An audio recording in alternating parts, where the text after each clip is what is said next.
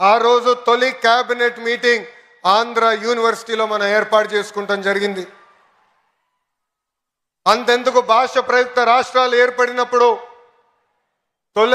తొలి అసెంబ్లీ సమావేశాలు కూడా ఆంధ్ర యూనివర్సిటీలోనే ఏర్పాటు చేసుకుంటాం జరిగింది. ఆంధ్ర యూనివర్సిటీ ఒక పేరుగా మాత్రమే కాదు, 100 ఏళ్ల చరిత్ర.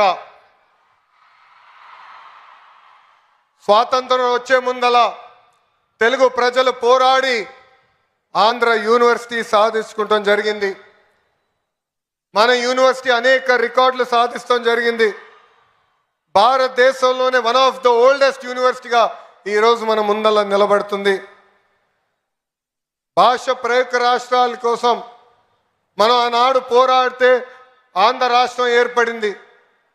అదేవిధంగా తెలుగు ప్రజల కోసం ఆంధ్ర యూనివర్సిటీ మనం ఏర్పాటు చేసుకుంటాం జరిగింది.